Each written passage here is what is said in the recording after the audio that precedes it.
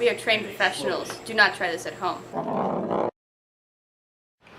So there have been a lot of news reports of kids taking a Jawbreaker, putting it in the microwave, heating it up, and when they bite it, it explodes in their face. So our project is on these exploding Jawbreakers. We're trying to see if this would actually happen.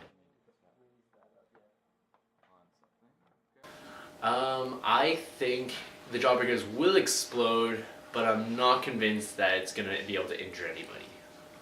So, I think it's going to explode, but I mean, how dangerous can candy really be? I think it's going to blow up. So our initial design was a kind of acrylic box, like this big, and it would have an open side over here for a block of gelatin to sit to catch the explosion, and the Jawbreaker would sit inside the box. We'd have the 2 holes cut in for our clamps so that we could just squeeze the Jawbreaker and the explosion would go outwards. But that kind of got destroyed, probably my fault, so we just found some blast shields and just kind of put it together. So the main injuries we were worried about through this report were getting burns from the molten sugar. So we came prepared with gloves, apron, and face shield for personal safety. To start out our experiment, we tried applying pressure to unheated Jawbreakers. The first of which was a chewy Jawbreaker, and it just went squish. One, two, oh. The second of which was a small everlasting gobstopper, which broke into lots of little pieces.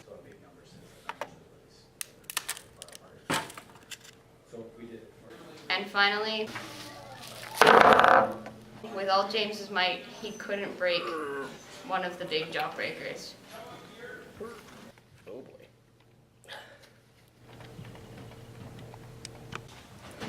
So in our experiment, we tried both big Jawbreakers and small Jawbreakers, and when put in the microwave, the big Jawbreakers exploded, but the small ones didn't.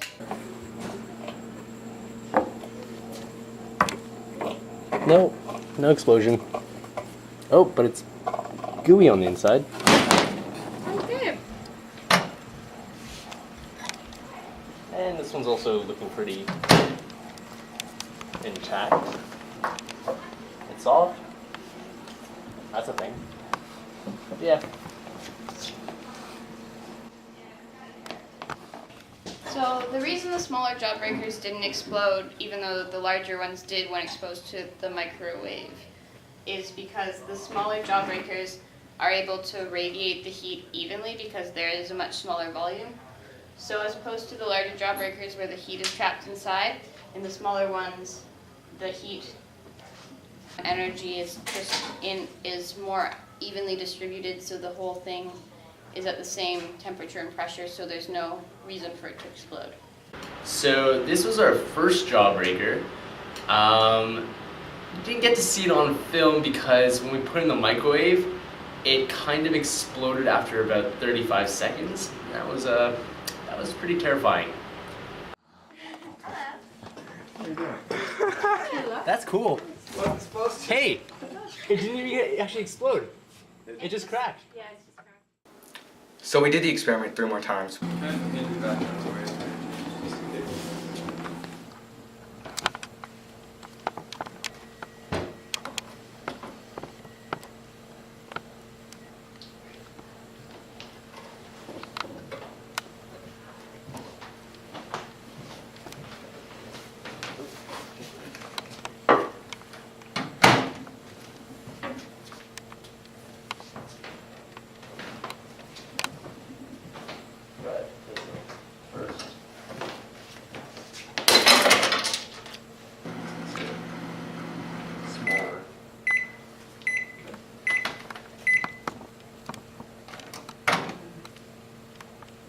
Careful with it.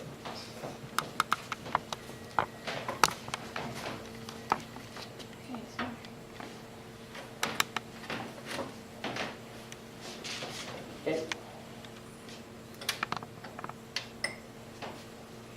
And we're starting.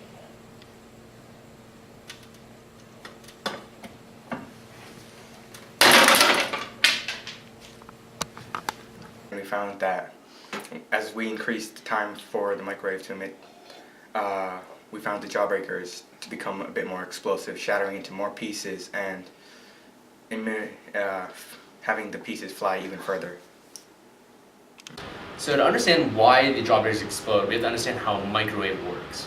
So a microwave fires radiation at your whatever food you have, but the radiation only actually interacts with the water molecules, and that's what they excite the water molecules, and that's how it heats up your food. So inside a Jawbreaker, the water molecules are mostly located inside the little gum part in the middle. So when you start microwaving it, this part gets excited first and it melts, and that's how you get pressure buildup right there. And as you keep microwaving it, the heat from this thing gets transferred to the first inner layers and start melting those as well. And that's where it gets really dangerous, because you're building a lot of pressure and the outer layers remain solid and it's all pent up in there. So when you're done microwaving and you take a bite or you crush up the C-clamp, you create little cracks inside this outer shell, and all this pent up liquid sugar and gum gets blasted out from that as it releases all the pressure. So, from our experiment, we can say that the fragments themselves aren't able to cause you any harm. They weren't even able to produce a dent into the gelatin, which was supposed to replicate our skin. And then the gum itself, we were able to touch that just fine without any burns or serious harm. But one of the main concerns is the molten candy or the molten sugar that's created as it heats up, because in our experiments we weren't able to heat it up to the point where it creates that molten sugar. So that is still a major concern, and that could still potentially cause some harm. Boom! Myth confirmed! Yay! This sucks.